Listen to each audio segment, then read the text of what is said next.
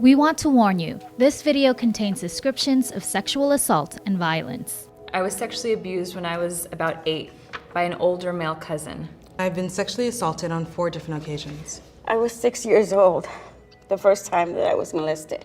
When you think about sexual assault survivors, what image comes to mind? In this PSA from the advocacy group 1 in 6, women were asked to read out loud different accounts of sexual abuse or assault. And I was haunted by the fact that this happened in a little girl's bedroom. For a long time, I blamed myself. I was just angry because I'd go to school and nobody in school knew what was going on. It became something that lasted until I was 17 years old. The majority of women assumed the survivors were women until the survivors walked in. This is James Metters. This is Mark Godoy Jr. This is Isaac Andrade. This is Walter Castaneda. According to the CDC, 1 in 6 men have experienced sexual violence involving physical contact at some point in their lives.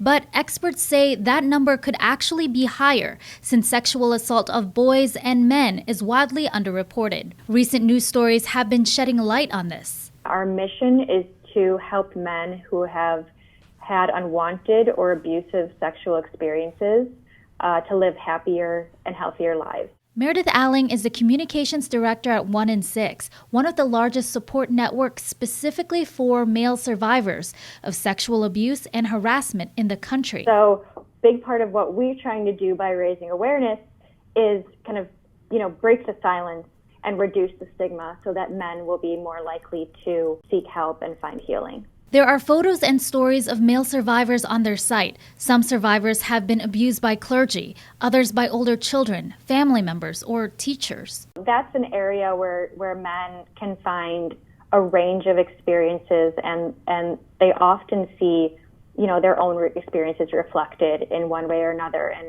And that's a really, important part of the healing process for many men, is just to see that they're not alone. Tarana Burke started Me Too in 2006, but before Me Too ignited as the movement we know today, 1 in 6 was one of the first who coined the mentoo hashtag. But after Burke's Me Too movement grew, 1 in 6 chose not to use it anymore. Kind of chose not to, just because we don't want it to seem like an us versus them thing. We're all in this together.